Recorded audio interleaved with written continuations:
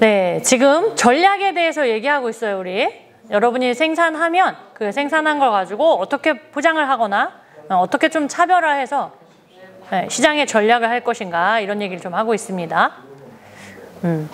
지금은 저 말고 딴 얘기 안 하셔야 돼요.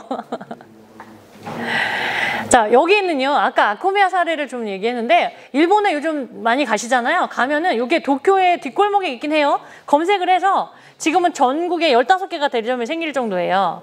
그러니까 저는 한번 가보시라고 강추해드리고 싶어요. 근데 꼭 아는 만큼 보인다고 가서 이제 어떻게 만들어졌는지도 좀 보시고, 어떤 물건을 얼마에 파는지 이런 것도 좀 보세요.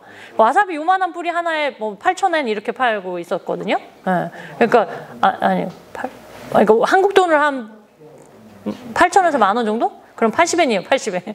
네. 근데 요즘은 더 좀 얼마인지 모르겠지만, N 저 시대니까 여러분이 한번 가보시면, 아코메아라고 검색해서 구글 지도 치면 갈 수 있어요. 한번 가보세요. 그 다음에 여기는 이제 천안인데요. 이분들도 다 교육생이셨어요. 열심히 여러분처럼 쫓아다니면서 교육 열심히 들으신 분이거든요. 지금은, 지역 신한력 사업단이라고 있어요. 거기 위원장님 하세요. 유기농 딸기 하시는데 본인은 일부 하시고 거기 농가들을 이제 귀농하신 분들을 다 유치를 해서 생산을 하게 했어요. 스마트팜으로. 그래서 딸기를 유기농으로 딸기 스마트팜은 완전 스마트는 아닌가 봐요. 스마트팜은 유기농이 어려우니까 딸기는. 그래서 유기농 딸기를 하면서 무농약으로 갔구나. 딸기 하면서 이제 같이 농가들끼리 합쳐서 여기 납품을 하거든요. 근데 여기 있는 분들이 전부 다 농민들이 직접 만든 거예요. 근데 원재료가 그렇다는 얘기예요. 만든 건 여기 제빵 기술들이 있어서 여기는 이제 처음에는 왜 우리나라도 빵 제과점 또는 카페 다방 뭐 이런 식으로 생겼었잖아요. 그러다가 빵집에서 카페로 됐죠. 근데 여기는 빵 마을이 된 곳이에요. 아예 마을 자체가 빵 마을이에요. 그래서 이렇게 저렴한 땅을 사서 토구를 팠어요. 굴을 파서 굴 안에 재분소, 직업체험관, 여기는 팥 만드는 팥소 이렇게 해서 그 타운이 이루어졌어요. 그리고 최근 작년에는 이제 드디어 논을 사서 그 논에 이 밀을 국내산 밀을 재배하기 시작해서 체험까지. 지금은 건물 하나였는데 이쪽은 케이크만 만드는 곳이고 이쪽은 쌀 과자만 만들고 여기는 카페도 하고 두 곳, 어린이 전문점 이렇게 나눠져서 이 일대가 빵타운이 됐어요. 저는 치유농업이나 체험농장 이런 거 하려고 하면 여기도 가보라고 권하고 싶거든요. 특히 가면 어떻게 인프라를 만들어 놨는지 이런 것도 좀 보시고 그 다음에 빵 같은 게 이제 이런 재료들이 전부 다 국내산 또는 지역에서 나온 농산물로만 생산했어요. 그럼 맛이 사실 천안 호두과자, 호두과자 아시죠? 호두과자? 호두과자가 어디 거예요? 천안이라고 하잖아요. 근데 천안 호두과자가 제가 2000년도였나 봐요. 처음 천안을 가봤을 땐 다국적 호두였어요. 다국적 호두과자. 박스에 보니까 미국산, 어디는 호주산 막 이래서 국내산이 하나도 없었어요. 저 갔을 때 제가 했다는 건 아니지만 제가 그 사업하면서부터 조금씩 국내산을 만들기 시작한 거예요. 호두파이도 만들고 체험할 때 그래서 호두파이로 체험하고 그랬거든요. 축제 때, 호두 축제 때. 그만큼 뭐 얘기하다가 여기까지 왔는데 뭐 얘기했죠? 그랬었는데 지금은 그 호두 이종민 대표님이 그 통밀 처음 만드신 그 집이에요. 그 집안.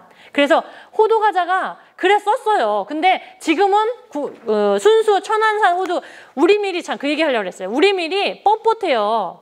수입산 밀하고는 차이가 있어요. 우리 밀이 훨씬 더 딱딱하고 뻣뻣하거든요. 그러니까 우리 밀로 호두과자를 만들면 뻣뻣했었어요. 근데 지금 이제 그런 걸 많이 개발을 해서 지금 부드럽고 우리 맛있는 호두과자를 만들게 된 거죠. 그만큼 여기에서 판매하는 건 지역에서 생산된 걸로만 만들어요. 특히 요거 이렇게 술빵처럼 생긴 거는 일요일 오후에 이렇게 동화책 썰게 나오는 집같이 조그만 게 있거든요. 거기에서만 파는데 거기는 요거 조금 늦게 가면 못 사요. 네, 그 정도로 지금은 백화점처럼 줄을 서 있어요. 주말이면. 평일날도 거기에 들어가려면 한참 막혀요. 아마 그 앞에 그 식당이 하나 있어요.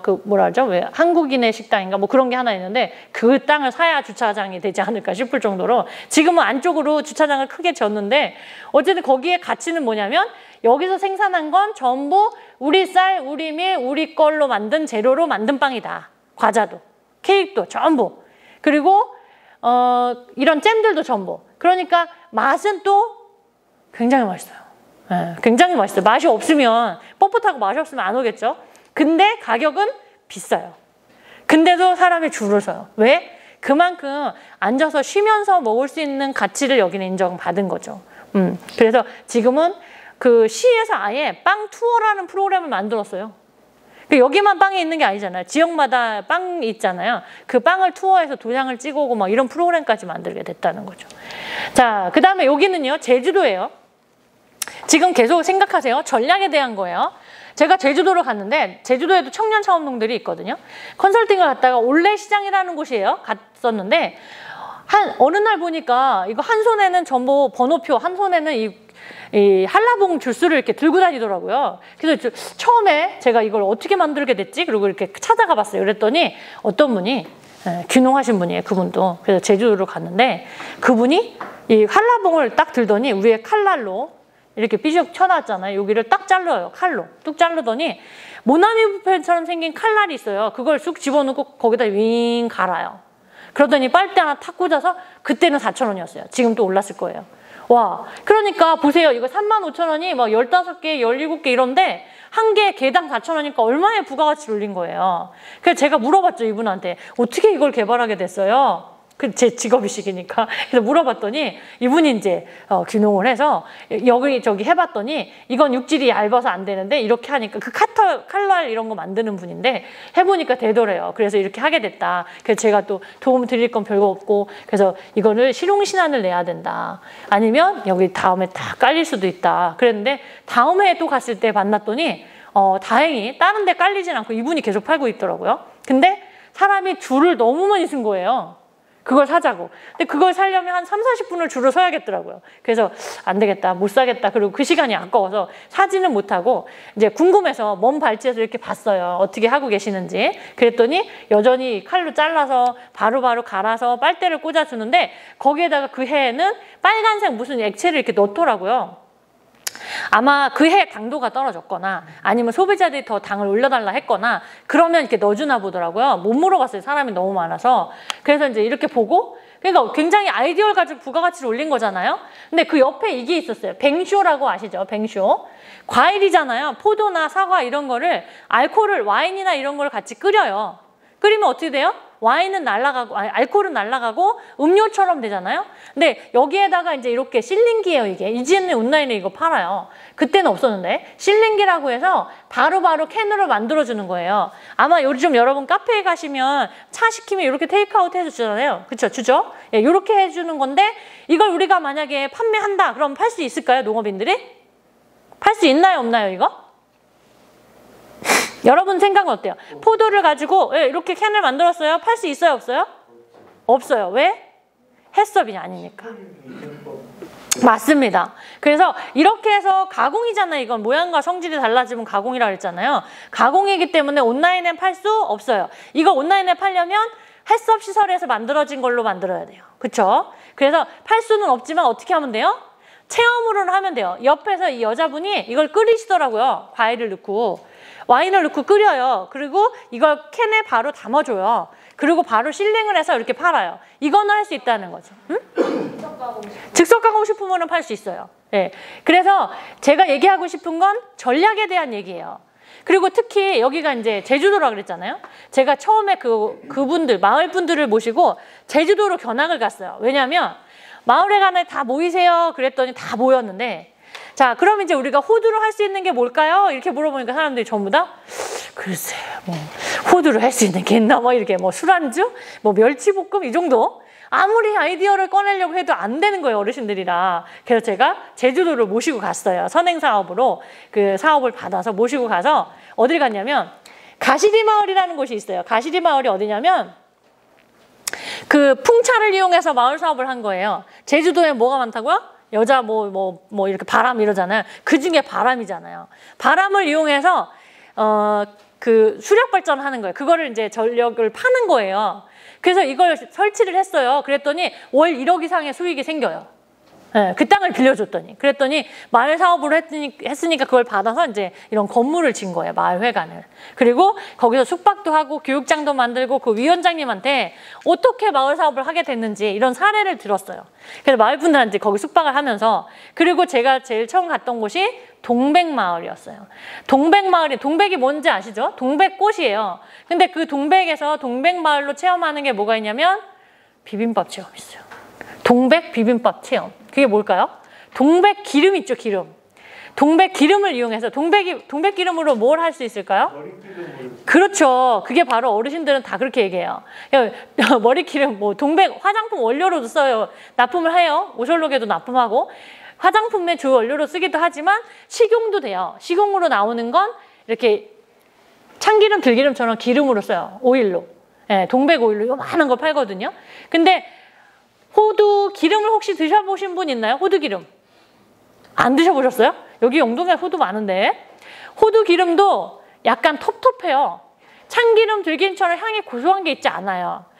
동백 오일도요, 보면 꽃이 예쁘니까 향이 좋을 것 같죠? 향이 별로 없어요. 그래서 들기름이나 참기름으로 다시 디캔팅해서 먹어야 돼요. 그런데 그 마을에서 비빔밥 체험을 그냥 비빔밥이에요. 8,500원짜리 비빔밥이는 그때 8,500원. 8,500원짜리 비빔밥에 참기름하고 동백기름을 섞었어요. 그래가지고 그 비빔밥에 이렇게 한번 뿌려요. 그게 체험이에요. 뭘 얘기하려고 그러는지 아시겠죠? 예, 그게 체험이라고. 그래서 체험 프로그램으로 비빔밥을 자기 식성에 맞게 만들어서 기름 한번 뿌리고 8,500원. 식당은 안 되니까. 식당은 운영할 수 없으니까 거기는. 예, 그런 전략이라는 말이에요. 전략. 캔도 우리 많은 분들이 이제 특히 그 부모님이 과일 농사를 짓잖아요. 그럼 자녀분들이 들어와서 그거를 가공을 해요. 뭐 잼도 만들지만 청도 만들고. 그러면 저는 이제 그게 걱정이었어요. 이렇게 많은 청들을 다 어떻게 팔 것이냐. 근데 대부분 막 카페처럼 이렇게 하려고 해요. 근데 농지는 이런 상업적인 행위를 할 수 없는 곳이 많아요. 카페가 안 되는 곳이 많거든요. 그러면 이제 우리는 어떻게 가야 돼요? 그걸 전략이라고 한다면 판매장 형태로 가야지. 농산물 판매는 되거든요. 그럼 농산물 판매장에서 체험 형태로 만들어 팔 수는 있죠. 그걸 온라인까지 가려면 어떻게 해요? 이쪽으로 OEM을 줘야죠. 센터에서 만드는 제조 가공은 기술센터, 판매원은 나, 생산 나, 이렇게 해야 되겠죠. 이런 게 전략이 아닐까요? 저는 컨설팅은 이런 거라고 생각해요. 그래서 개인적으로 제가 생각하기에 제일 좋은 교육은 1:1 컨설팅이에요. 영동에도 청년들 많이 했지만 1:1로 봤을 때는 내 문제만 고민해 주잖아요. 이게 우리가 이 집체교육은 전체를 대상으로 해야 되기 때문에 평균으로밖에 할 수 없잖아요. 그래서 여러분이 향후에 네, 많은 사업들이 있어요. 많은 교육들이 있는데 교육 끝에는 컨설팅이 있거든요. 그런 걸 그러니까 성적이 좋아야 돼. 참여도나 뭐 수업 참여도 이런 거, 출석률 이런 게. 그래서 그런 사업들이 있으면 컨설팅 받으시고 기술원에도 전문가들이 많이 있으세요. 그러니까 그런 생산 쪽의 전문가, 마케팅 전문가, 뭐 제조 가공 쪽 이런 다양한 쪽의 전문가들이 있으니까 그런 쪽으로 좀 공부를 하시면 도움이 되실 거라고 생각합니다. 자, 그래서 이렇게 전략을 잘 짜는 거죠. 또 저는 이제 뭐 여러 개가 있지만 이렇게 좀 해볼게요. 요거는 제만에 제가 학생들하고 학회가 있을 때 갔었거든요. 거기 저는 이제 재래시장 다니는 걸 좋아해요. 여러분은 어떠세요? 해외에 가면 막 거기에 있는 것들을 보는 게 좋잖아요. 현지민들이 어떻게 먹고 사는지 이런 거. 근데 한쪽에 갔더니 이게 당뇨에 좋은 건데 뭔지 혹시 아시나요? 여주. 예, 맞습니다. 이 한 코너 전체가 다 여주예요. 여주를 쫙 1차 생산하는 여주를 진열해 놓고 파는데 이거를 여주 한 잔 주세요. 그러면 이걸 한 3분의 1 잘라서 이거 우유하고 같이 갈았더라고요. 근데 우리가 여주는 당뇨에 좋다고 해서 많이들 드시죠. 당뇨 있으신 분들이나. 근데 이제 그 우리나라가 당뇨에 굉장히 취약해요. 제가 포천의 어떤 청년이 재작년부터 농진청하고 같이 연구한 게 원기 2호라고 검색하면 지금 나올 거예요. 아직 특허 이제 끝났겠구나. 특허 낸 게 있는데 원기 2호라는 고추인데요. 그 당조 고추랑 틀리고 고추예요, 고추. 근데 당뇨에 특화되어 있는 고추예요. 그걸 개발했거든요. 그래서 이제 사업계획서 막 준비하다 보니까 그 당뇨에 대한 자료를 좀 조사하다 보니까 우리나라에 그때 당시에 작년 재작년에 7.3명이에요. 그러니까 10명 중에 7.3명이 당뇨에 취약한 거예요. 그 세 가지인데 당뇨를 진단을 받았거나 가족력이 있거나 아니면 당뇨에 걸릴 확률이 높거나 막 이런 초기 증상 막 이런 거. 그래서 그만큼 당뇨가 의외로 많더라고요. 그래서 이제 그 당뇨에 있는 사람들이 우리가 여주를 많이 먹잖아요. 저희 집안에도 사실은 있거든요. 그래서 여주를 먹으면 먹기 전하고 먹고 나서의 측정을 하면 바로 떨어질 정도로 이게 효과가 좋다고 해요. 그래서 만들어지잖아요. 근데 보통 어떻게 먹어요, 여주를? 건조하고. 네, 시장에 어떻게 나와 있어요? 건조, 환, 뭐 즙 이런 게 나와 있잖아요. 근데 너무 쓰잖아요, 알다시피. 그러니까 뭐 잘 못 먹죠. 그래서 어떻게 하냐면 건조된 걸 몇 개를 넣고 막 현미, 뭐 곡식 이런 거 막 넣어서 물처럼 끓여서 물처럼 마셔요. 참고. 아니면 그걸 갈아서 요구르트랑 달콤한 요구르트를 넣어서 마시거나 막 이렇게 하거든요. 근데 여기는 그 동남아는 일찍이 그 왜 우리가 새우젓 넣고 호박볶음 하는 것처럼 이게 우리나라랑 차이점이 뭐냐면 우리는 다 익어서 씨까지 익으면 먹잖아요. 근데 얘네는 연두색일 때 따더라고요. 아, 다 익기도 전에. 그냥 연두색일 때 따서 연두색일 때 제일 좋대요. 아, 그래요? 예, 네, 그래서 연두색일 때 따서 요거를 이렇게 한 3분의 1 잘라서 갈아서 우유랑 같이 갈으니까 쓰지 않고요. 꼭 인삼 갈은 맛이었어요. 향도 그렇고. 그래서 저는 이것도 한번 해봐라. 그런데 안 해요. 작년에 김희연 대표라고 제가 서산 청년이 있었는데 그 집에 거기 우리 이거는 약 안 줘도 잘 자라거든요. 그래서 여주가 있다고 하길래 그러면 이거 한번 해봐 그랬더니 이미 너무 많이 익을 때까지 안 딴 거예요. 한꺼번에 따서 출하를 하나 봐요. 가공장으로. 그래서 익기 전에 하라고 몇 번을 반복해서 얘기했는데 어느 날 카톡이 왔는데 너무 써서 못 먹어요. 이러고 왔어요. 그래서 이렇게 내 사진을 보내달라 했더니 씨까지 자른 걸 보니까 씨가 이미 여물을 거예요. 여물어. 그거 말고 여러분 주변에 혹시 여주가 있거든. 올해 한번 익기 전에 연두색일 때 따서요. 잘라서 우유랑 한번 갈아보세요. 그리고 여기를 딱 실랭해서 빨대 하나 딱 주더라고요. 이렇게 해서 판매하는데 사실 여기가 우리보다 뭐 좀 낮아서 그렇지 우리보다 못 살지는 않았어요, 예전에는. 그러니까 요거 한번 응용해서 여러분도 제품을 할 때 요거 한번 활용해 보시면 어떨까 싶습니다. 자, 이건요. 이 오크라라는 거예요. 혹시 오크라 들어보셨어요? 오크라? 상추만 들어봤나요? 요건 고추인데 고추같이 생겼는데 고추는 아니에요. 이 씨가 이렇게 계란처럼 생겼어요. 일본에는 이거 뭐 제가 좋아하는 건데 그 냉우동 있죠. 그 위에 이렇게 썰어서 넣어주거든요. 그러면 거기는 나또하고 이 걸쭉한 마 이거하고 이 소바 그거랑 우동하고 이렇게 국물 해서 주면 걸쭉한 게 아주 맛있거든요. 네, 우리나라는 이걸 잘 안 쓰더라고요. 이거 재배하시는 분이 당진에도 있어요. 그 어떤 대표님인데 그분이 요즘은 잘 안 하시나 봐요. 인기가 워낙 없어서. 근데 이거를 누군가 개발만 하면 되는데 이걸 잘 안 하시니까 저변이 확대되지 않는 게 아닐까 싶은데요. 제가 봤더니 모든 농산물을 이렇게 예쁜 색, 초록색 그대로 자연색으로 건조했어요. 바삭하게. 제가 이거 유튜브에 올린 적이 있는데 이걸 먹으면 이거 한 팩에 약간 소금이 뿌려져 있거든요. 진짜 맥주를 부르는 맛이더라고요. 너무 맛있어요. 씹는 소리가 너무 좋아서 진짜 한 팩으로 모자랄 정도였어요. 이렇게 전략을 짜는 건 어떨까 싶어요. 아, 여기가 가가울스라는 오크라. 아, 오크라. 오크라라는 뭐 상추도 있는데 이건 오크라라는 약간 고춧가긴 해요. 예. 이거 우리나라에도 재배하는데 좀 생겼습니다. 자, 이제 전략에 대한 얘기인데요. 이분도 처음에는 그냥 말이 좋아서 사실 이분이 이게 다리가 좀 불편하세요. 이 남자분이. 그래서 말이 좋아서 승마로 오랜 고생을 하셨어요. 그 환경에 적응해서 농촌에 살기가 사실 녹록지 않잖아요.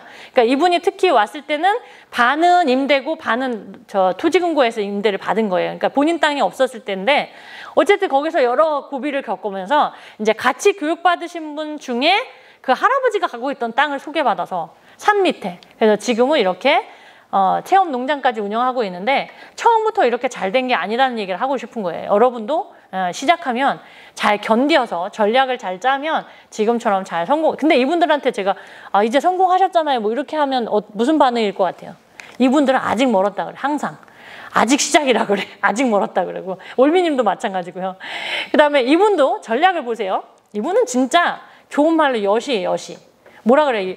어쩜 이렇게 잘 현명하게 이걸 잘 극복하는지 모르겠어요.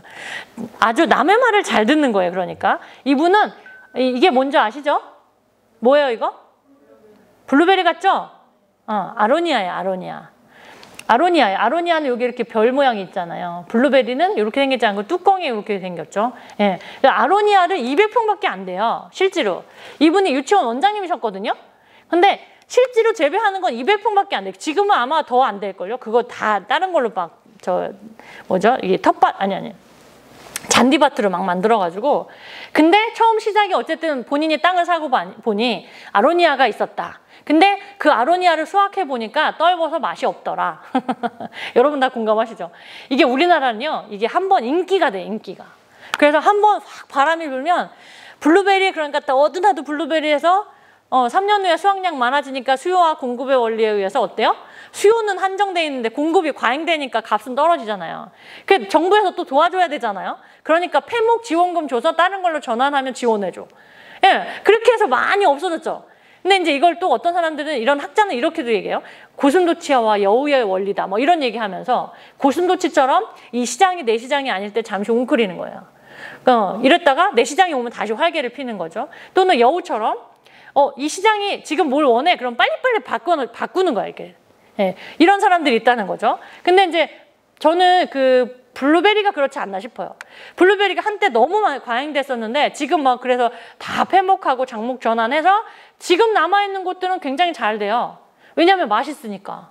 그리고 참 희소성이 있잖아요. 그러니까 수요와 공급의 원리를 잘 생각해야 돼. 견딜 수 있느냐? 아니면 다른 걸로 전환하느냐. 이 아로니아가 그 다음 세대예요. 그 다음 세대 아로니아를 하는 사람들이 이름도 모르면서 시작하는 사람들이 많았어요. 왜냐하면 아로니아는 재배만 하면 제약회사에서 다 가져간대, 이런 루머가 생길 정도였어요. 그래서 막 너도 나도 내 마당에 아로니아 없는 사람이 없었어요. 다행히도 아로니아는 유기농이 돼요. 약을 안 줘도 잘 자라는 애들이에요. 그 방치농법을 써도 웬만하면 살아. 근데 이제 그걸 따보니까 맛이 없더래. 대체로 우리나라는 다 비슷해요. 분말, 환, 즙 이런 거. 근데 즙이 딸떠름하니까 안 팔리는 거예요. 근데 본인 스스로가 내가 이게 맛이 없는데 그걸 어떻게 팔아요? 그쵸? 그분이 그랬었어요. 맛이 없는데 어떻게 팔아요? 이랬어요. 그래서 뭘 했냐면 발효를 다 했어요. 그래서 이제 저는 이런 얘기를 했어요. 그 왜 크랜베리 있잖아요. 크랜베리. 크랜베리도 그렇게 만들어지기 전까지는 이걸 어떻게 먹지? 씨 때문에 어떻게 먹지? 뭐 이런 의견도 있었단 말이죠. 예, 그러면 이것도 그러면 한번 젤리처럼 크랜베리처럼 만들어서 토핑으로 써보자. 그랬더니 집에 가서 그걸 발효해 놓은 걸 그렇게 만든 거예요. 건조기에 건조시켜서 냉동실에 살짝 넣어놨다가 꺼내면 살짝 말랑말랑해져요. 건포도처럼. 그랬더니 그분이 이걸 해서 수업 시간에 갖고 왔어요. 발효시켜 놓은 게 있으니까. 그리고 그로부터 시작해서 다양한 잼, 또 피클. 예, 이렇게 하더니 이제 잼을 만들고 청도 만들고 식초도 만들었어요. 그러더니 체험까지 하게 됐어요. 그래서 체험을 어떤 걸 하냐면 스폰지 케이크 있죠. 빵을 만들어 놓고 거기에 이 아로니아 잼을 발라요. 그 똘똘똘 말아요. 그리고 봉투에 딱 넣어요. 잘라. 그러면 빵 체험. 그래서 지금은 발효를 어떻게 했습니까? 효소? 네, 설탕하고 이렇게 넣어서 했죠. 네, 정확한 레시피는 제가 없습니다. 예, 그래서 명간의 힐링 농장 이렇게 하면 인스타그램이나 사이트가 나오고요. 그래서 이제 그렇게 시작을 했는데 지금은 아들이 들어와서 저 브런치 카페를 운영할 정도로 다양한 음식과 브런치를 만들어 내기도 하죠. 근데 지금은 그 작은 웨딩도 해요. 예, 그래서 공간을 대여하기도 하고요. 그러니까 제주가 좋은 거 아닌가요? 공간이 크지도 않아요. 뭐 여러분처럼 1000평, 2000평도 아니고요. 거기 200평에 대지 조금 있는 거, 그걸로 집 져서, 예. 그리고 이제 거기를 대부분을 이렇게 잔디밭을 심어서 뭐 이렇게 테마를 만들었어요. 넝쿨장미를 심어서 장미관, 그리고 동물들 이렇게 많이 키우고요. 그래서 제가 보기엔 아마 조만간 치유농업으로 가지 않을까 싶습니다. 네, 이러니까 전략이 중요하다라는 얘기를 한 거고요. 이것도 사실 지원받아서 한 거예요. 컨설팅 해달라고 그랬는데 제가 안 갔어요. 왜냐하면 더 이상 뭘 더 해야 되나 막 이런 생각이 들어서. 근데 다행히 아들이 와서 이어서 잘 하고 있다고 하니까 네, 그게 좀 필요한 거죠. 그래서 지금까지 얘기한 게 이제 이런 전략에 대한 얘기였고요. 이제 경영에 대한 얘기를 좀 하려고 해요. 경영이 이론상으로는 이래요. 근데 우리가 알다시피 학교 다닐 때 너무 많이 들은 경영 얘기잖아요. 그러니까 경영이라는 건 여러분이 책임자라고 하잖아요. 대표님 이렇게 얘기하잖아요. 그리고 농업도 경영체 등록 이렇게 얘기하면서 이제 각각 농업도 내가 대표니까 내가 이런 것들을 관리해야 된다라는 개념인 거예요. 기술 활동도 내가 직접 할 것이냐, 저렴한 인건비를 쓸 것이냐 이런 거잖아요. 예, 이런 활동들, 그 다음에 판매에 대한 활동들, 재무 구조에 대한 활동들, 그 다음에 공간이나 일하는 사람들, 내가 직접 하는 것이 좋을까? 아니면 저렴한 인건비로 하는 것이 좋을까? 사실 이런 것도 굉장히 전략인데 우리 요즘 보면 외국인 근로자들 많이 쓰잖아요. 외국인 일하시는 분들. 그 어떤 분은 그거를 외국인들하고 같이 가족처럼 우리가 이제 이렇게 막 창고처럼 숙소를 져주고 막 이런 게 아니라 진짜 가족처럼 잘 지내는 분들은요, 그분들 그 국가를 가봐요. 그때 가보고 거기에 수출을 하기도 하더라고요. 그러니까 정말 이 마음을 우리가 제일 잘하는 거 그런 거잖아요. 한국인들이 마음을 나누고 그들을 잘 보살피고 그러면 그 사람들도 똑같은 감정을 가져서 우리에게 도움을 주더라고요. 그래서 그런 것들도 사실은 우리가 관리자라면 필요하지 않을까 이런 생각도 합니다. 그리고 우리 회계활동 필요해요. 작년에 회계는 저는 성적표라고 생각하는데 성적표.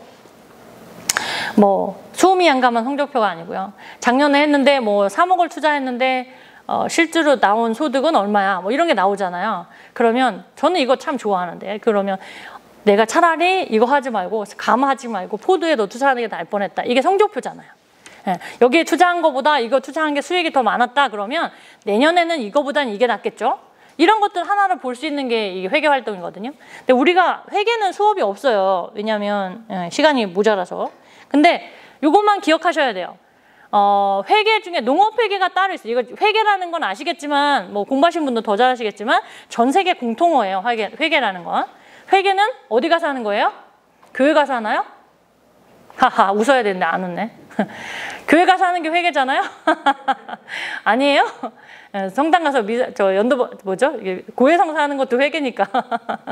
네, 웃으라고 얘기했습니다. 근데 회계는 다들 어렵다라고 해서 안 하는데요. 농업회계는 전제되어야 될 조건이 3개가 있어요. 그게 뭐냐면 하나가 중요해요. 내가 투자한 경영비하고 가계비는 구분되어야 돼요. 우리는 가계비하고 경영비를 섞어요. 농업은 특히. 그래서 농업하고 특히 이제 왜냐면 봄에 처음 시작했으니까 내가 얼마를 투자했어. 근데 대부분 뭐라 그러시냐면 1년, 2년 돼도요. 내가 여기 4억 5천을 투자했대요. 어떤 가평에 계신 분인데 4억 5천을 예전에 체육사를 했었어요. 30년 동안. 그분이 가평으로 귀농을 하셨는데 땅을 사놓고 집을 짓고 하우스가 2개 있었어요. 버섯 하우스가 2동 있었는데 그중에 50평짜리 그것도 큰 것도 아니고 50평짜리 2동 중에 한 동에 이제 무슨 작물을 해보는 게 좋을까요? 근데 여러분도 관심 있게 시장을 보신 분은 알겠지만 이 시장에서 항상 이게 뜨는 트렌드 제품이 있고 이게 수명 주기거든요. 뜨는 제품이 있고 사라지는 제품이 있어요. 그게 뭐가 있냐면 예를 들어 다이어트 또 체지방 분해 이런 키워드를 가진 제품 뭐가 있을까요? 이제부터 생각하셔야 돼. 농산물로 관한 일을 할 거면. 다이어트, 체지방 분해 그러면 예전에 사과즙이 있었어요. 풋사과즙. 기억나시죠? 풋사과즙이 한참 뜰 때요. 제가 경북의 7곡에 경북 농업인, 청년 농업인들을 다 모였어요. 그래서 동서남북으로 묶어서 이렇게 그 교육을 했거든요. 창업 교육을. 그러면서 이제 현장 체험을 갔어요. 어느 체험장, 경북은 뭐예요? 사과가 제일 많잖아요. 경북 사과 유명하니까. 갔는데 한 창고를 갔더니 풋사과즙이 다 쌓인 거예요. 재고로. 왜? 이 시장에서 이미 풋사과즙이 유명하다 그래서 사과를 익기도 전거 풋사과를 다 따서 즙을 만들어 놨어요. 근데 우리나라 시장은 엄청 빨리 지나가잖아요. 그죠? 그러다 보니까 PCL. 이분들이 늦게 사과즙 만들어 놓은 게 다 재고로 쌓인 거예요. 그 다음에 풋사과즙 다음에 나온 게 뭐예요? 뭐 이런 인기가 있는 거예요. 그래서 그때 인기가 한참 이제 올라가는 즈음에 있던 게 뭐였냐면 새싹보리 분말. 네. 그 다음에 또 허브로 바뀌었는데 지금 새싹보리 이제 별로 광고 안 하잖아요. 새싹보리. 근데 이분이 그래서 수업 중에 이런 얘기를 했더니 그분이 캐치를 해서 나는 새싹보리를 하겠다. 그래서 그러면 제가 조사해 본 결과 시장에서 이미 유기농 새싹보리더라고요. 판매하는 게. 근데 대부분 80~90%가 수입산 유기농 새싹보리였어요. 홈쇼핑도 마찬가지고. 그래서 그러면 국내산으로 하자. 그래서 저 전남 쪽에 친환경 보리를 사서 새싹을 키웠어요. 그것도 50동짜리 2개 중에 한 동에만. 그러면 이분이 투입한 회계상, 다시 돌아가 회계상, 투입한 자금은 얼마인 거예요? 경영비는 어떤 거예요? 그분이 집을 근사하게 줬거든요. 이게 산이에요. 약간 야산. 거기서 그거 집 짓고 땅 사고 하는데 4억 5천 들었대요. 그래서 이제 돈이 없대. 그래서 길을 내는데 사업이 뭐가 있을까요? 그래서 또 그분이 얘기했으니까 안 찾아볼 수 원래 없어요. 사업이라는 공공의 이익이 있어야 되는데 그렇지 않잖아요. 그랬거든요. 근데 또 그분이 얘기한 게 있으니까 좀 찾아봤어요. 그랬더니 있긴 있어요. 뭐가 있냐면 기부 체납하는 사업이 있어요. 이 뭐죠? 이게 소방 임도 뭐예요? 산촌 하시는 분. 임도에 기부 체납하는 거예요. 연결하는 거예요. 그러면 내 돈 안 들이고 길이 나요. 그러니까 이분이 길을 내고 싶은데 너무 많이 투자를 했다는 거죠. 그래서 이제 이 사업이 없을까요? 그래서 찾아봤더니 회계라는 건 기간에 구분이 있어야 된다. 그래서 우리 농업은요, 농업에게만 있는 회계 계정이라는 게 있거든요. 미수확 작물, 미판매 수확물 이런 거.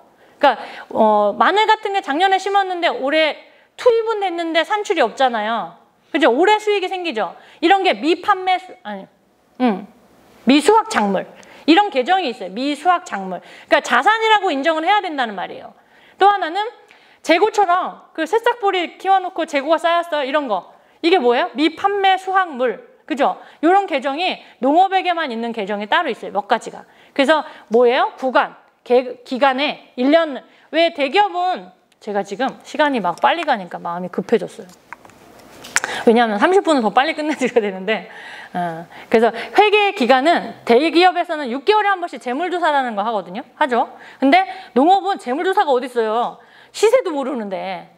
그래서 한 번은 내가 얼마를 가지고 있나 자산조사를 하시고 네이버에 해도 돼요. 부동산에. 그래서 하시고 그다음에 올해는 얼마가 늘고 어디서 줄고 늘었는지 이 농업회계하고 가계비를 그 파머 프로그램은요. 가계비를 같이 넣을 수 있게 돼 있어요. 대신 단 비고에다 가계비인지 뭐 어디에 쓰는지 적요를 쓰셔야 돼요. 어디에 들어간지. 그러면 나중에 합계가 가계비 중에 뭐가 많이 들어갔고 경영비 중에 뭐가 많이 들어갔는지 그래프가 나와요. 물론 데이터가 나오고. 그래서 그거 프로그램이라도 꼭 써보시길 저는 추천드리고요. 그 다음에 뭐 마지막 세 번째 하나 전제돼야 될 조건은 거래가 이루어질 때 회계를 하는 거라는 거예요. 예를 들어 뭐 창고가 비는데 빌려줘 그랬다고 빌려줬다고 해서 뭐 100만 원만 줄게 뭐 이렇다고 해서 거래라는 건 아니라는 거죠. 뭔 얘기냐면 100만 원을 직접 들어와야 그걸 거래라고 해서 기록을 한다는 말이에요. 입력을 못 한다는 얘기죠. 그게 전제돼야 될 조건 세 가지예요. 그래서 이런 것도 이제 경영에서는 우리가 관리를 해야 된다라는 거예요. 경영. 여러분이 경영자고 관리자이기 때문에 이걸 우리가 경영이라고 한다는 거죠. 자, 이 두 분의 직업 중에 공통점이 있어요. 한 분은 의사고요. 하나는 농업인이에요. 어떤 게 있을까요? 공통점. 맞습니다. 네. 인간의 생명을 담보로 하고 있다. 뭐 사실 의사들은 당연히 생명에 대한 얘기를 하지만 저는 농업인들도 생명에 대한 중요한 일을 하고 있다고 생각해요. 아까도 초반에 제가 얘기했지만 먹는 것이 건강에 굉장히 필요한 일이에요. 중요한 일이에요. 아주 중요한. 그래서 왜 여러분들도 잘 보시잖아요. 특히 남자분들이 그렇게 많이 보시잖아요. 자연인 같은 거. 예, 도시에 살다가 막 너무 마음에 상처를 받고 힘들어져서 산속에 들어왔더니 뭐 몸도 마음도 다 나갔다. 막 이런 얘기가 다 결국 뭐예요? 자연에 있는 그대로를 먹고 살았더니 건강을 회복했다. 이런 거잖아요. 근데 우리가 농업인들이 그런 책임감이라 뭐라 그래야 될까요? 뭐 그런 생각을 많이 안 해요. 그냥 제가 만난 분들 중에서도 이거는 우리 가족 먹을 거는 이만큼만 하고 뭐 판매할 거는 막 이만큼 되고 이런 거 굉장히 무서운 얘기인 것 같아요. 제가 몇 번을 만났거든요. 그런 할머니들을. 그래서 저는 처음 시작할 때부터 이런 것들이 좀 의식이 필요하지 않을까 싶고요. 특히 이제 창업 그러면 창업가 정신 얘기하거든요. 기업 그러면 기업가 정신 얘기해요. 앙트프로너십이라고 하는데 예, 창업가 정신 그러면 거기에 뭐 혁신성 막 이런 얘기를 하거든요. 위험관리성 막 이런 거. 예, 농업에도 기업가 정신이 있다라고 생각해요. 그래서 기업가 정신이 아까 얘기한 것처럼 생산만 해서 돈만 잘 벌면 되느냐 그게 아니라는 거죠. 그래서 만약에 여러분들이 이제 앞으로 뭐 농촌에 들어가서 건물도 짓고 뭐 가공장도 짓고 막 이렇게 하실 거잖아요. 이럴 때 이왕이면 농촌하고 잘 어우러지게 만들어줬으면 하는 바람이라는 거예요. 그러니까 이건 내 땅이니까 내 맘대로 태양광 시설하고 막 이러면 어때? 우리 이렇게 고속도로 무주 고속도로 가다 보면 이 산 한 3분의 1을 깎아서 이렇게 막 태양광 이렇게 해놨죠. 대체 에너지를 반대하는 건 아니지만 산을 깎아서 이거 내 산이니까 산을 깎아서 다 태양광 하면 결국 그 산이 없어질 수도 있겠죠. 그러니까 우리 농촌의 그 이너리턴스라는 거 하잖아요. 문화유산. 농촌의 자원이 뭐예요? 우리가 가지고 있는 농촌 문화. 이게 뭐예요? 돌담이나 뭐 이끼 낀 돌담들. 저는 그런 거 너무 좋아하거든요. 또 고풍스러움, 조용함, 고즈넉함, 한적함, 또 평화로운 막 이런 게 농촌의 정서잖아요. 근데 아시겠지만 막 진안 같은 데도 가보면 막 무분별하게 막 사업들이 들어와서 막 다 카페가 들어서고 막 그 모텔 같은 그런 거 막 먼저 들어서요. 이런 게 너무 많이, 특히 제가 제일 좋아하는 데가 하동하고 거제거든요. 하동은 우리나라 알프스라고 하잖아요. 그 정도로 산 빌탈에 저거 어떻게 집을 줬지 할 정도로 막 그런 게 많은데 결국 이제 그렇게 살아주면 세금이 저렴하거나 막 이래야 되지 않을까 싶어요, 저는. 근데 똑같이 내면서 그렇게 어려운 환경에 살면 누가 그걸 지키겠냐고요. 이런 문제는 아직 내면적으로 있지만 뭐 개발한다고 길이 막 뻥뻥뻥 길이 뚫리는 건 좋은데 어쨌든 너무 무분별하게 막 농촌이 너무 바뀌어버리면 이건 누가 지키냐고요. 그렇죠?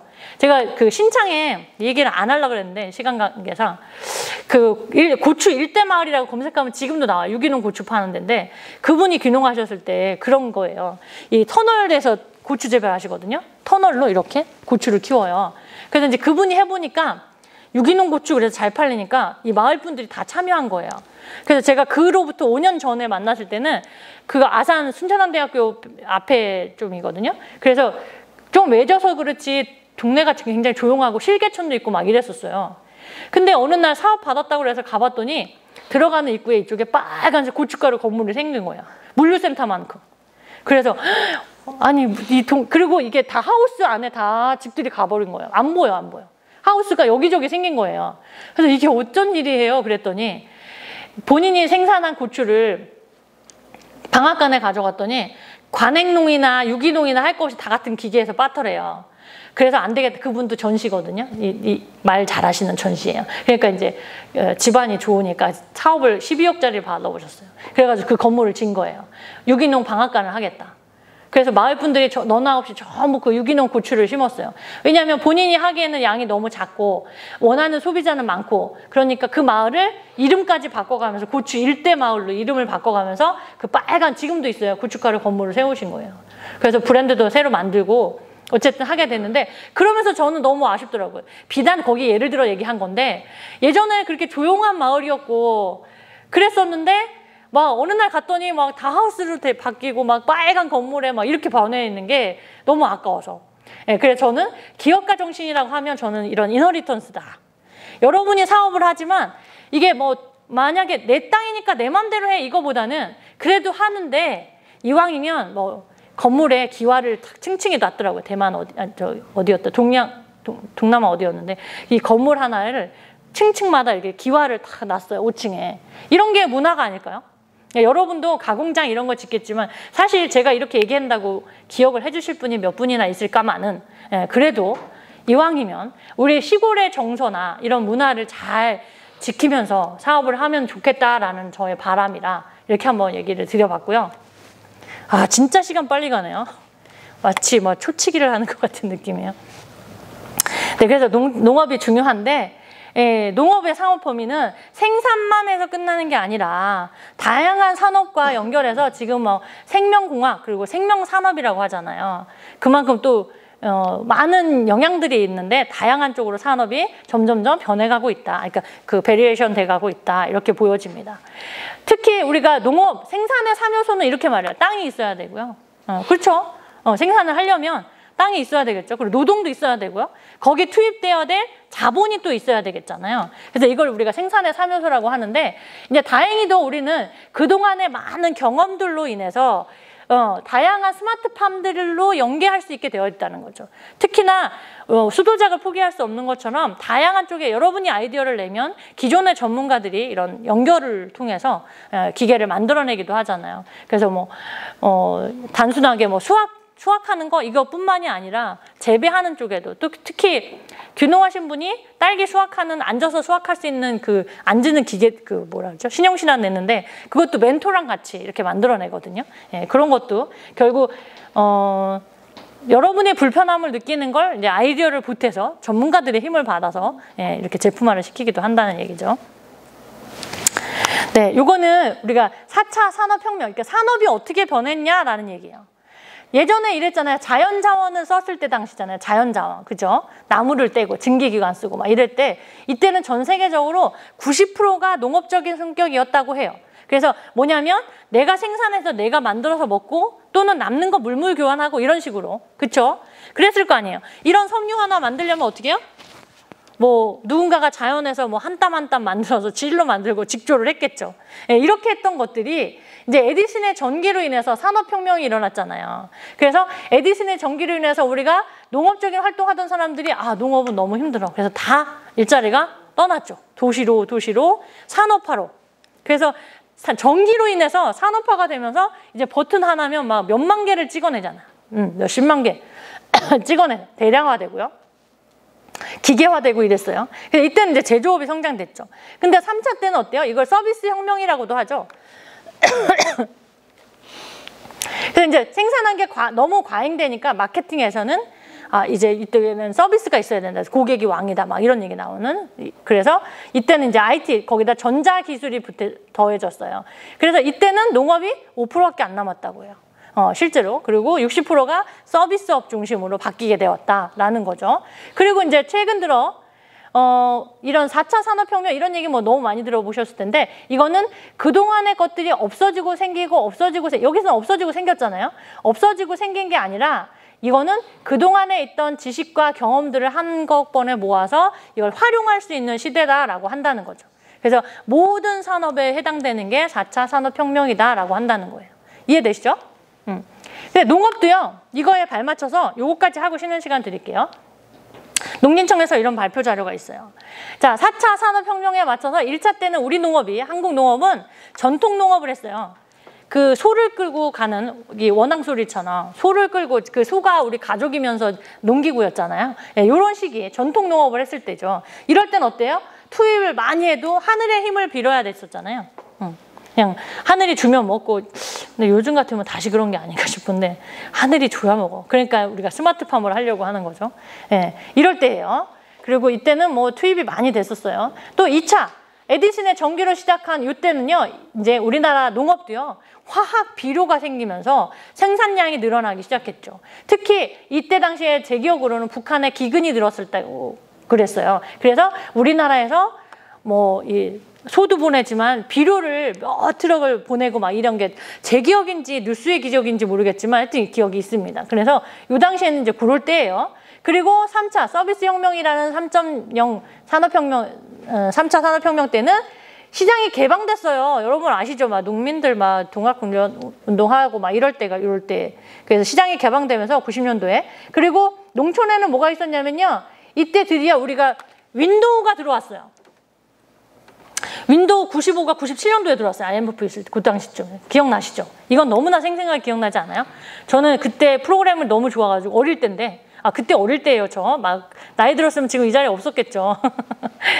그때 막 인기되는 막 연예인 뉴스 이러면 저는 그거 IP 찾아다니면서 그거 찾아보고 그랬어요. 지금 굉장히 앞서가지 않았어요? 지금 다 말할 수 없지만 그거 어디서 있는지 그거 막 따라가서 다운받고 밤샜어요, 저. 그래서 제가 전산을 처음에 기술자금 쪽으로 했는지도 모르겠어요. 예. 그래서 어쨌든 그래서 우리 농촌에는 뭐가 있었냐면 혹시 여러분 주변에 정보화 마을이라는 거 들어보셨어요? 예. 정보화 마을에서 컴퓨터 교실이 있었어요. 그게 뭐냐면 이제는 이거 안 하면 안 된다. 그래서 각 마을에 컴퓨터 교실을 지어줬어요. 그리고 위원장, 사무장을 뽑아서 보내줬어요. 그래서 그 사무장들은 뭐 했어요? 농가들 막 찾아다니면서 카메라로 사진 찍어서 온라인 마케팅하고요. 컴퓨터 가리키는 강사들 붙여놨었어요. 그랬던 거예요. 그게 바로 요 3차 서비스 혁명 때 이때예요. 예, 농업도 이제부터 왜 그러죠? 바뀌기 시작했죠. 그리고 오늘날 이제 4.0 시대가 온 거죠. 이제는 투입을 조금만 해도 효율이 높아졌어요. 근데 시장은 효율이 높은 것만큼 수요가 많지는 않죠. 왜? 예전에는 밥이면 됐는데 지금은 밥 갖고 안 되거든. 맛있는 걸 골고루 퓨전이야. 또 해외에 좋다는 건 다 찾아다녀. 이렇기 때문에 지금 이 시장은 더 어찌 보면 농업이 힘들다라는 시기가 아닐까 싶어요. 네, 지금 농림청에서 이제 4차 산업혁명이 맞춰서 이렇게 농업도 변해가고 있다 이런 얘기를 좀 드렸고요. 그래서 우리 농업이 예전에는 생계농이었는데 갈수록 이제 비즈니스를 탑재한 상업적인 농업, 기업적 농업 이렇게 좀 가고 있다라는 거고, 제가 아마 다음에 창업교육, 창업전략, 창업을 설계할 때 다시 한번 또 이걸 보여드릴 수도 있는데 이거 한 장이면 아마 오늘 수업에 귀결이 되지 않을까 싶어서 생산 활동을 하는데 가장 기본적인 게 이제 이 땅이 있어야 되고 자본도 있어야 되고 그다음에 노동도 투입이 돼야 된다 이런 얘기를 했잖아요. 그다음에 두 번째 전략이 이제 목적성이죠. 나는 어느 정도의 규모에 어느 정도는 있어야 돼 이런 거 있잖아요. 그렇죠? 교재에 다 있습니다만. 그래서 가계비는 얼마가 필요한지 그다음에 내가 이렇게 하면 과연 얼마 정도의 규모를 할 수 있을지 저도 300평을 해봤어요. 원래는 1000평을 했었어요. 1000평. 아니 원래는 25,000평. 근데 그 중에 1000평. 그리고 그 중에 1000평 중에 나머지 이제 주말 농장으로 분양을 했어요. 왜냐하면 아시겠지만 가장 빨리 황금성이 좋은 거, 빨리 현금화 시킬 수 있는 건 어떤 방법이 있을까요? 임대? 그럴 수 있죠. 또 내가 하는 자경 중에 직접 경영하는 것 중에 제일 빨리 현금화 시킬 수 있는 방법이 뭐예요? 장목반 있죠. 지역 장목반. 그분들이 하는 장목을 같이 하는 거예요. 그러면 내가 팔려고 노력하지 않아도 장목반에서 같이 가니까 같이 판매할 수 있어요. 근데 수익은 작아. 생각보다. 그런 방법들이 있고요. 그 다음에 이제 해보니까 나는 내가 이 장목을 해보니까 괜찮다. 그럼 그런 사업들이 있거든요. 그래서 멘토링 사업을 통해서 멘토한테 배우고 나니까 이건 할 수 있을 것 같아. 그래서 직접 재배를 했어요. 그러면 이제 일부를 직거래를 할 것이냐 아니면 진짜 개통출하로 그냥 할 것이냐 이런 것들이 있겠죠. 어쨌든 그렇게 하면서 나는 몇 평을 할 수 있을까 이런 거 생각해 봐야 되겠죠. 다음에 이제 제가 뒤에 사이트를 이렇게 그 라이프 사이클을 하나 넣어놨어요. 그러니까 여러분은 몇 년 정도를 앞으로 생산할 수 있을까요? 이걸 생각해 보자는 거죠. 몇 년? 아마 다 틀리겠지만 나는 한 5년, 10년, 20년, 30년, 40년도 할 수 있겠네요. 뭐 이런 생각들이 있잖아요. 그러면 내가 지금 당해년도에는 몇 평을 할 수 있고 향후에 더 늘릴 것이냐 아니면 가공을 갈 것이냐 체험을 갈 것이냐 이런 게 전략이잖아요. 그런 얘기예요. 그래서 적정 규모, 적정 생산, 그 다음에 월 가계비가 얼마가 필요해. 그러면 아까 회계 얘기도 했지만 농업 생산에서 수익이 창출이 되면 월 가계비를 일로 넘겨줘야 돼요. 월 나는 200만 원은 가져가야 돼. 그러면 한 번 벌어서 줄 거를 그냥 월로 쪼개서라도 줘야 돼요. 그리고 여기 부족하면 가계비에서 이렇게 빌려주는 거예요. 법인처럼. 이렇게 운영해서 그래도 매달 예를 들어 매달 내가 한 3천만 원씩을 벌어요. 너무 많은가? 그럼 1,000만 원. 1,000만 원씩을 번다면 1,200만 원을 벌 거 아니에요. 그쵸? 1억 2천차 벌잖아요. 그러면 그중에 가계비를 200만 원을 주고 나머지에서 원재료비 들어갔던 거에 몇 프로를 빼놓고 그러면 판매 이익이 생기잖아요. 그럼 그중에 몇 프로는 저는 이제 청년들한테 비자금이라고 하는데 통장을 하나 개설을 해서 이렇게 따로 관리를 해야 된다는 거죠. 그래야 우리 제가 얘기한 게 아니라 부자 아빠 뭐 이런 책에도 많이 나와 있잖아요. 그렇게 해야 나중에 여기서 다 없어지고 가계비를 써도 남아있는 그 비자금 통장만 남아있어요. 이거 몇 년이 제가 14년 됐는데 청년들하고 진행하면서 해봤던 거예요. 그렇게 관리를 해야 된다라고 저는 생각해요. 그래서 가계비, 그 다음에 농가 처분 소득, 농가를 처분할 거에 대한 소득이죠. 나중에 몇 년 후에 소득을 처분을 하더라도 이런 것들이 이제 목적에 적합하냐. 그 다음에 장목을 선택하는 것도 사실 진짜 이거 중요한 것 같아요. 나하고 잘 맞는 장목이냐. 여러분 생각해 보시면 나는 매일매일 가서 자라는 모습을 보는 게 좋아요. 저예요. 제가 그렇거든요. 내리시 씨를 뿌려놨는데 막 그 힘든 땅을 가르고 이렇게 나올 때 그걸 보는 게 치유 같아요. 저는. 그런 거. 나는 얘네들을 키우고 속 가지고 뭐 이런 게 나는 생산이 제일 잘 맞냐. 아니면 정말 어떤 분들처럼 나는 게으름뱅이 농부가 될 거예요. 그래서 일단 호두나무를 다 심고 10년 후부터 떨어지니까 10년 후에 생산해서 그걸 판매할 거예요. 뭐 이런 분들도 있잖아요. 그러니까 장목에 대한 거를 고민할 때는 나는 빨리 황금해야 돼요. 빨리 현금이 필요해요. 그러면 내가 장목을 어떤 걸 할 거냐. 근데 이런 걸 할 때 저는 창업교육할 때 이런 것도 했어요. 그 주작물 빼고 부작물에서 월 80만 원 소득 모델을 했는데 지금은 30만 원 소득 모델도 만들어요. 그러니까 주작물 빼고 예를 들어 주작물이 뭐 포도야. 그러면 포도 말고. 그래서 왜 그걸 하게 됐냐면 많은 예전에 이제 느타리 버섯 하는 청년이 있었어요. 지금도 있어요. 그 의령의 서령수 대표라고. 그분 농장을 가봤더니 논이에요, 다.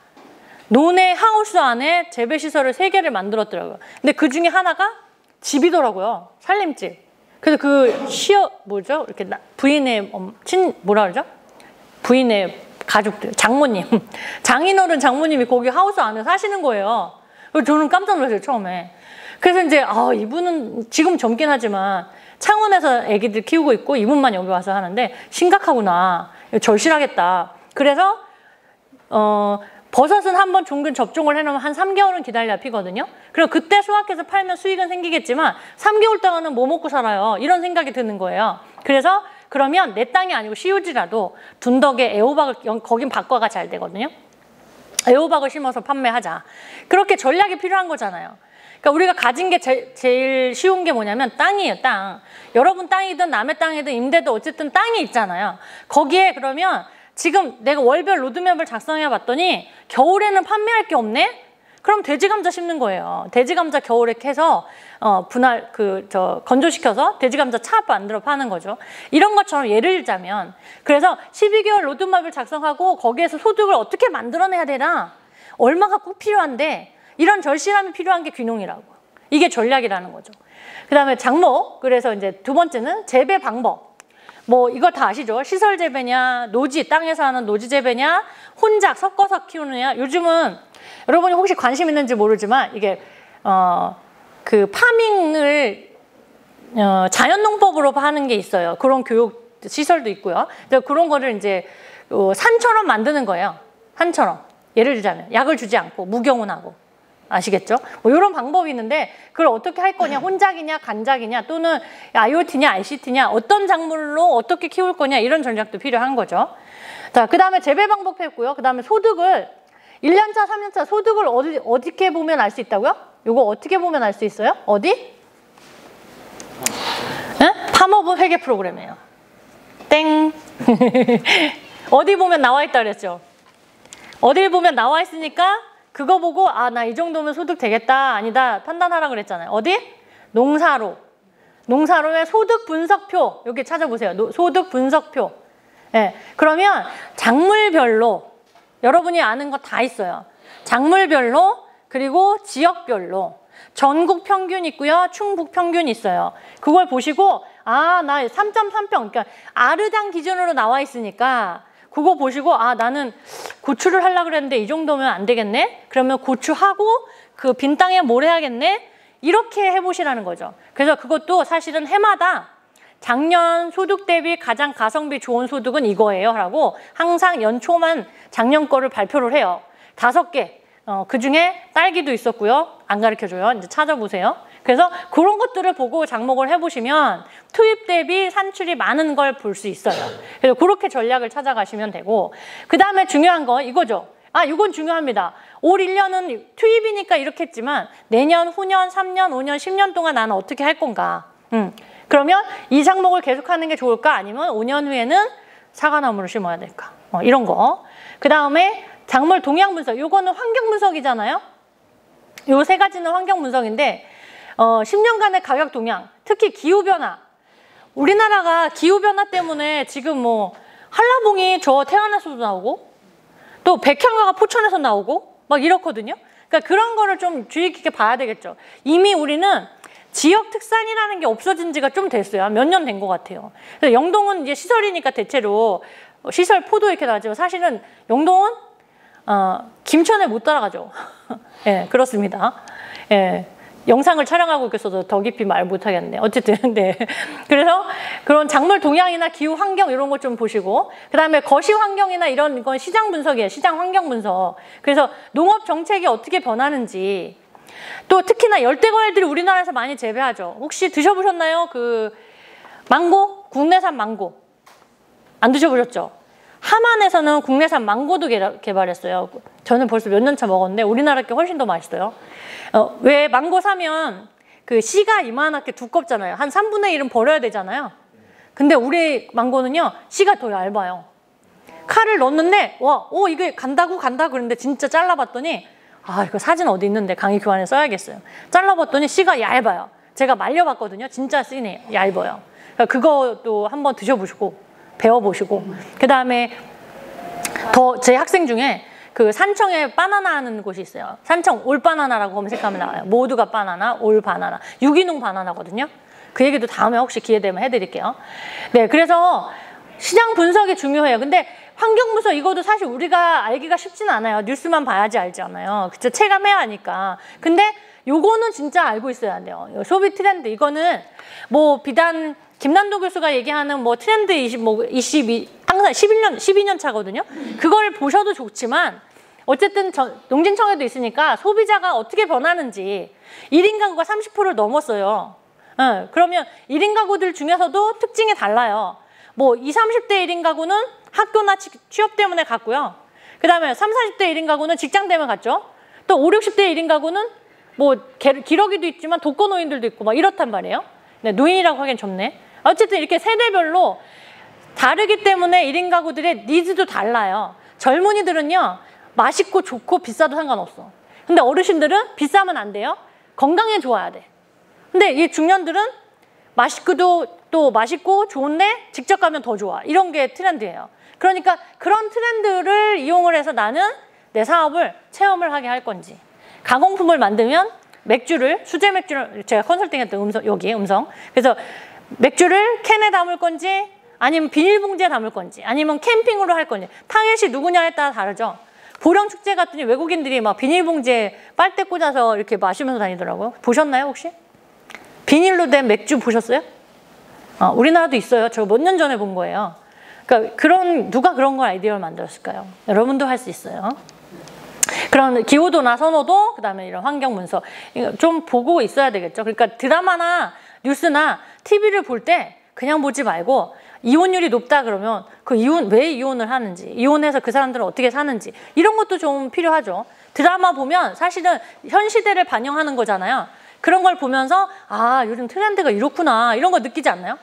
저는 MZ세대들이 이런 생각을 하고 있구나. 정말 기가 막힌 게 많아요. 특히 뭐 프로그램을 보니까 와 어떻게 태어나면 저렇게 기타 연주를 잘하지? 막 이런 거 있죠. 어린애 몇 살이었어요? 17살? 열 몇 살인데 기타를 너무 잘 치더라고요. 기타 줄을 가지고 놀더라고요. 네, 그런 신동들이 있어요. 근데 그게 많아, 신기하게. 어떻게 키우면 그렇게 키우죠? 네, 그 다음에 이제 마지막 이거 중요한데요. 농장 액션인데 이건 뭐냐면 설계. 농장 액션. 우리가 창업 수업이 아니라 실습을 못 하는데 일단 여러분이 땅을 사면 이게 지적도를 이렇게 그리세요. 우리나라 사람들 제일 먼저 땅 사면 뭐 할까요? 뭐 할 것 같아요, 여러분? 울타리. 경계 측량에서 울타리 쳐요. 맞습니다. 그리고 뭘 하냐고. 제일 먼저 하는 게 집을 줘요. 그렇지 않나요? 거기다가 방이 제일 좋은 곳에 남향에 집을 줬죠. 우리나라는 어쨌든 기후의 변화가 심하니까 남향에 짓는 건 맞아요. 외국과는 좀 다르게. 근데 집을 딱 짓고 나서 여기다가는 창고를 하나 짓고 여기 하나는 뭘 짓고 이렇게 하다 보면 남들이 체험한데 남들이 가공한데 그러면 여기 하나 짓고 저기 하나 짓고 그러다 보면 들어올 길이 없어져요. 이런 분을 너무 많이 봤어요. 그래서 나중에는 심지어 이걸 옮긴 적도 있어요. 삼척에 별빛 지금은 민박을 하는데 외갓집이라고 이제 그렇게 컨셉을 잡았는데 그래서 처음부터 아예 지적도를 이렇게 놓고요. 현재는 이게 다 밭인데 나중에 집을 지면 어디다 짓고 주차장은 어떻게 하고 나중에 혹시 체험장이나 이런 거 할 때 어떻게 할 건가 먼 미래를 생각해서 목표를 쓰시고 그걸 이렇게 맞게 설계를 하신 다음에 하나씩 추진하라고요. 아니면 진짜 수정농장이라는 그 부안처럼 마을회관에 차 주차하고 10분을 걸어 들어가야 돼, 본인 집을 갈 때.